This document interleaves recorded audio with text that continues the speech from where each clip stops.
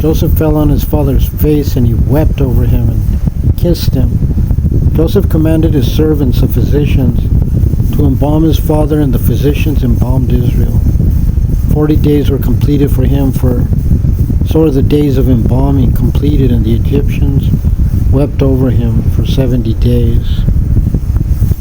When the days of his weeping had passed, Joseph spoke to Pharaoh's household, saying, If now I have found favor in your eyes, speak now in Pharaoh's ear, saying, My father adjured me, saying, Behold, I am going to die.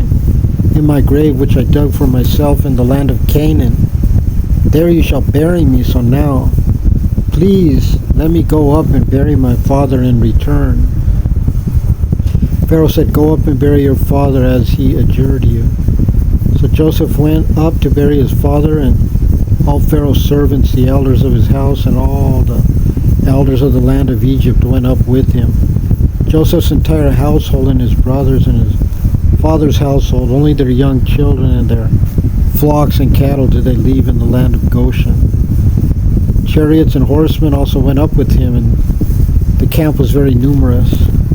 They came to the threshing floor of the thorn bushes, which is on the other side of the Jordan, and there they conducted a very great and impressive eulogy, and he made for his father a mourning of 7 days. The Canaanites, the inhabitants of the land, saw the mourning at the threshing floor of the thorn bushes, and they said, This is an intense mourning for the Egyptians. Therefore they named it Abel Mizraim, Egypt mourns, which is on the other side of the Jordan. And his sons did to him just as he had commanded them. And his sons carried him to the land of Canaan. They buried him in the cave of the field of Machpelah, which field Abraham had bought for burial, property from Ephron the Hittite before Mamre.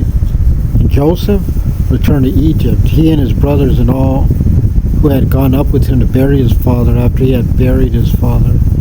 Now Joseph's brothers saw that their father had died, and they said, Perhaps Joseph will hate us and return to us all the evil that we did to him. So they commanded messengers to go to Joseph to say, Your father commanded us before his death, saying, So shall you say to Joseph, Please forgive now your brother's transgression and their sin. For they did evil to you. Now please forgive the transgression of the servants of the God of your father. Joseph wept when they spoke to him. His brother also went and fell before him, and they said, Behold, we are your slaves. And Joseph said to them, Don't be afraid, for am I instead of God? Indeed, you intended evil against me, but God designed it for good, in order to bring about what is at present, to keep a great populace alive.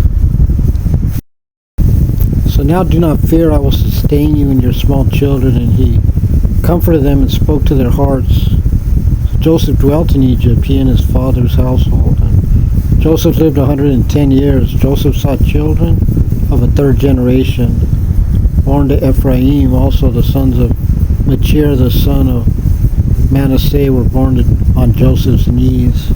Joseph said to his brothers, I am going to die. God will surely remember you and take you up out of this land to the land that he swore to Abraham, to Isaac, and to Jacob. Joseph adjured the children of Israel, saying, God will surely remember you, and you shall take up my bones out of here. Joseph died at the age of 110 years, and they embalmed him, who was placed into the coffin in Egypt.